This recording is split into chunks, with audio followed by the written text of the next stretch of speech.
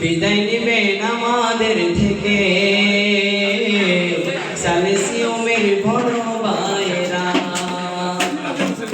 বিদায় নিবে সর্কোস থেকে